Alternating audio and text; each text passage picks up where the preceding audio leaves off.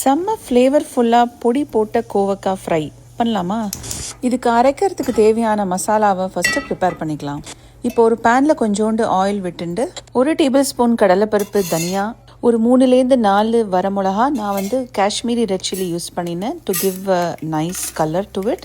2 tablespoon போல் வேர்க்கடலை, 3/4 table spoon sesame seeds. இது எல்லாமே போட்டு நல்லா கோல்டன் ப்ரௌன் ஆற வரைக்கும் நல்லா ஃப்ரை பண்ணிக்கலாம். இது அப்படியே ஒரு மிக்ஸி ஜாரில் ட்ரான்ஸ்ஃபர் பண்ணிவிட்டு 1 டேபிள் ஸ்பூன் அரிசி மாவு, 1 டேபிள் ஸ்பூன் கடலை மாவு போட்டு இந்த மாதிரி கோர்ஸாக பொடி பண்ணி தனியாக எடுத்து வச்சுக்கலாம். இப்போ அதே பேனில் கொஞ்சம் தாராளமாக எண்ணெய் விட்டு கடுகு, உளுத்தம்பருப்பு, ஜீரகம் தாளிச்சு கொட்டி நல்லா பொரிஞ்சு வந்ததும் இதில் நான் ஆனியன் யூஸ் பண்ணியிருக்கேன். உங்களுக்கு வேண்டான்னா நீங்கள் டைரெக்டாக கோவக்காய் உண்டி போட்டுக்கலாம்.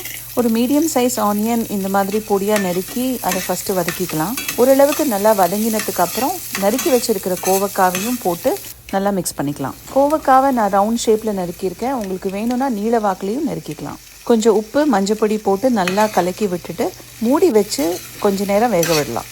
இதுக்கு தண்ணியே விட வேண்டாம். கவர் பண்ணி வச்சு குக் பண்ணுறதுனால ஒரு 5 to 7 மினிட்ஸில் நல்லா வதங்கிடும். கோவக்காவை இதில் டைரெக்டாக ஆட் பண்ணாமல் தனியாக ஸ்டீம் பண்ணி வேக வச்சு இதில் ஆட் பண்ணலாம். அந்த மாதிரியே செய்யலாம். இப்போ இந்த மாதிரி 2-3 தடவை கலரி விட்டு நல்லா வதங்கினதுக்கப்புறம் நம்ம அரைச்சி வச்சுருக்கிற மசாலாவை கொஞ்சம் கொஞ்சமாக ஆட் பண்ணி நல்லா மிக்ஸ் பண்ணி விடலாம்.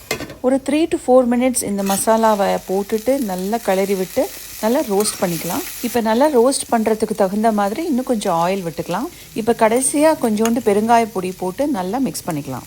இப்போ இதே கறியை இரும்பு கடாய் யூஸ் பண்ணி பண்ணிங்கன்னா ஜோராக ரோஸ்ட் ஆகும். அப்படின்னு ட்ரை பண்ணி பாருங்கள். இந்த மசாலா பொடியை இன்னும் கொஞ்சம் எக்ஸ்ட்ரா பண்ணி வச்சுருந்தீங்கன்னா யூ கேன் மேக் கத்திரிக்காய் ஃப்ரை, வெண்டைக்காய் ஃப்ரை, உருளைக்கிழங்கு ஃப்ரை. செம்ம டேஸ்டியாக இருக்கும். அதையும் ட்ரை பண்ணி பாருங்கள். இந்த மாதிரி நல்லா ரோஸ்ட் ஆனதுக்கப்புறம் now it is ready to be serve. Sambar சாதம், ரசம் சாதம், தயிர் சாதம் எதுக்கு வேணாலும் இதை தொட்டுக்கலாம். சூப்பராக இருக்கும். இல்லைன்னா இது கூட சுட சுட பிளெயின் ரைஸை மிக்ஸ் பண்ணி யூ கேன் மேக் இட் கோவக்காய் rice and onion raita for side dish. நீங்களும் கண்டிப்பாக ட்ரை பண்ணுங்கள். Have a great lunch or dinner and enjoy.